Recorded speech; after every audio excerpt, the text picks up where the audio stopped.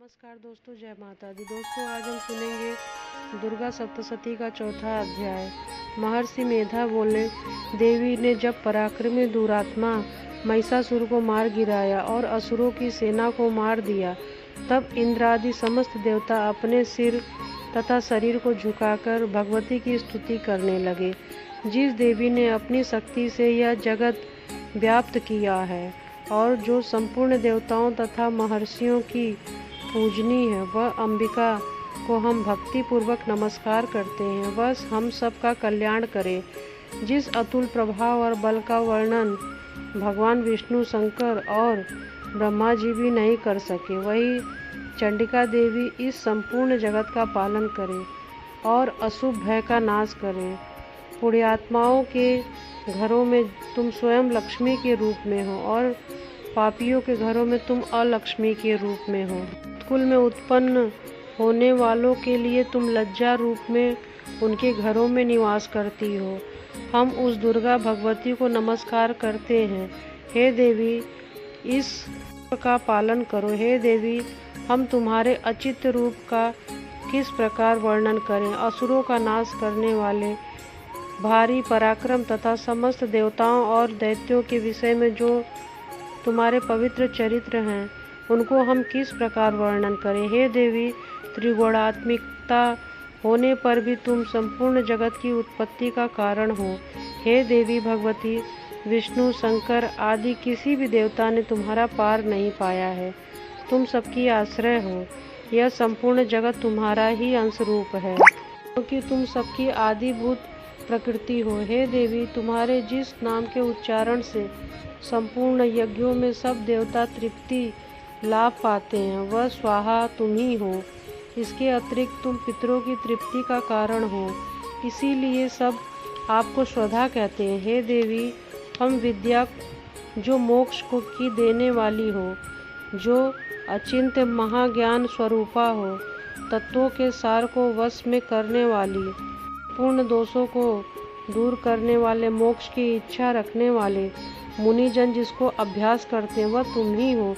तुम वाणी रूप हो और दोष रहित हो तथा यजुर्वेद की गीत और सुंदर पदों के पाठ करने वाले सामवेद की आश्रय रूप हो।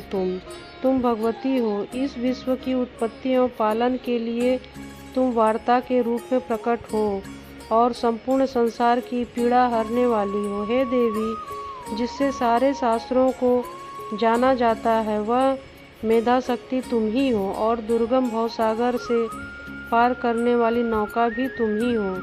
लक्ष्मी रूप से विष्णु भगवान के हृदय में निवास करने वाली और भगवान महादेव का सम्मानित गौरी देवी तुम ही हो। मंद मुस्कान वाले निर्मल पूर्ण बिंब चंद्रमा के समान उत्तम स्वर्ण की मनोहर कांति से कमनिया तुम्हारे मुख को देखकर ही महिषासुर क्रोध में भर गया। यह बड़े आश्चर्य की बात है। और हे देवी, तुम्हारा यही मुख जब क्रोध से भर गया तो उदय काल की चंद्रमा की भांति लाल हो गया और तनी हुई भौहों के कारण विकराल रूप हो गया। उसे देखकर भी महिषासुर के शीघ्र प्राण नहीं निकल गए। यह बड़े आश्चर्य की बात है। आपके कुपित मुख के दर्शन करने भला कौन जीवित रह सकता है। हे देवी, तुम हमारे कल्याण के लिए प्रसन्न हो। आपके सम्मान प्रसन्न होने से अभ्युदय होता है जगत का, और आप क्रुद्ध हो जाती हैं तो कितने कुलों का सर्वनाश हो जाता है। यह हमने अभी अभी जाना है कि जब तुमने महिषासुर की बहुत बड़ी बड़ी सेना को देखते ही मार डाला। हे देवी, सदा अभ्युदय देने वाली तुम जिस प्रकार प्रसन्न हो जाती हो, वही देश में सम्मानित हो जाते हैं। उनके धन यश की वृद्धि होती है, उनका धर्म कभी शिथिल नहीं होता है और उनके यहाँ अधिक पुत्र पुत्रियाँ नौकर होते हैं। हे देवी, तुम्हारी कृपा से ही धर्मात्मा पुरुष प्रतिदिन श्रद्धा पूर्वक यज्ञ करते हैं और धर्माकुल आचरण करते हैं और उसके प्रभाव से स्वर्गलोक में जाते हैं, क्योंकि तुम तीनों लोकों में मनोवांछित फल देने वाली हो। हे देवी माँ दुर्गे, तुम स्मरण करने पर संपूर्ण जीवों के भय को नष्ट कर देती हो और स्थिर चित्त वालों के द्वारा चिंतन करने पर उन्हें और अत्यंत मंगल देती हो। हे दरिद्र दुख नाशिनी देवी, तुम्हारे सिवा दूसरा कौन है? तुम्हारा चित्त सदा दूसरों के उपकार में लगा रहता है। हे देवी, तुम शत्रुओं को इसलिए मारती हो कि उनके मारने से दूसरों को सुख प्राप्त होता है। वह चाहे नरक में जाने के चिरकाल तक पाप करते रहते हैं, किंतु तुम्हारे साथ युद्ध करके सीधे स्वर्ग को जाते हैं, इसीलिए तुम उनका वध करती हो। हे देवी, क्या तुम दृष्टिपात मात्र से समस्त असुरों को भस्म नहीं कर सकती? अवश्य ही कर सकती हो, किंतु तुम्हारा शत्रुओं को शस्त्रों के द्वारा मारना इसीलिए है कि शस्त्रों के द्वारा मरकर वे स्वर्ग को जाते हैं। इस प्रकार से हे देवी, उन शत्रुओं के प्रति भी तुम्हारा विचार उत्तम है। हे देवी, तुम्हारे उग्र खड्ग की चमकने से त्रिशूल की नोक की कांति की किरणों से असुर की आंखें फूट जाती हैं।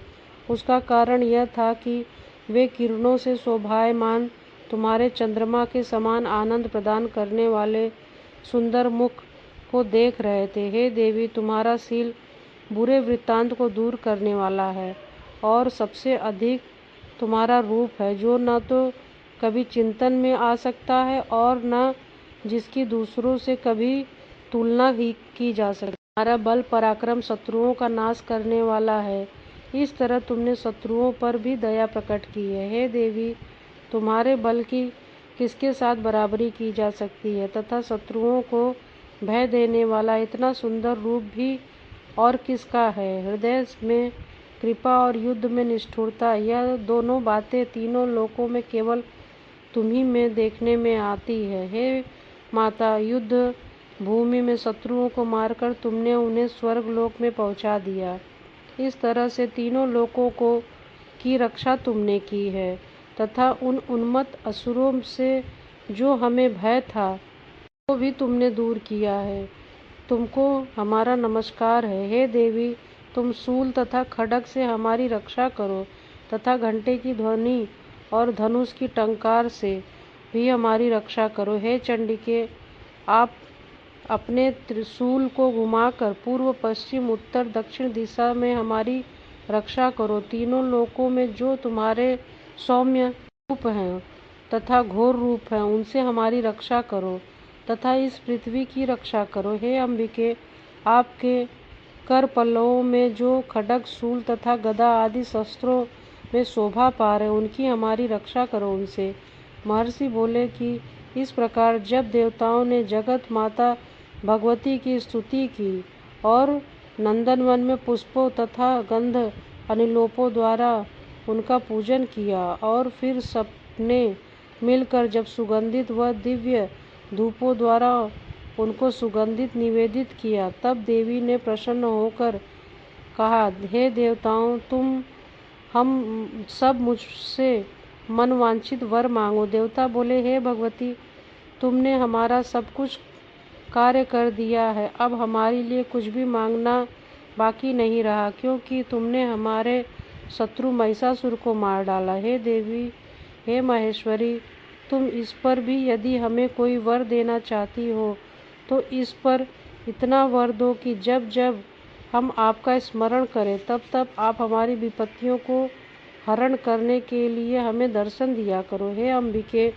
जो कोई भी तुम्हारी स्तुति करे, तुम उनको वित्त समृद्धि और वैभव देने के साथ ही उनके धन और स्त्री आदि संपत्ति बढ़ाएं और सदा हम पर प्रसन्न रहे। महर्षि बोले, हे राजन, देवताओं ने जब जगत के लिए तथा अपने लिए इस प्रकार के प्रश्न किए, तब देवी ने तथास्तु कहकर अंतर्ध्यान हो गई। हे भूप, जिस प्रकार तीनों लोकों का हित चाहने वाली वह भगवती देवताओं के शरीर से उत्पन्न हुई थी, वह सारा वृत्तांत मैंने तुमसे कह दिया है और इसके पश्चात दुष्ट असुरों और शुंभ निशुंभ का वध करने और सब लोगों की रक्षा के लिए जिस प्रकार गौरी देवी के शरीर से उत्पन्न हुई थी, वह सारा वृत्तांत मैं यथावत वर्णन करता हूँ।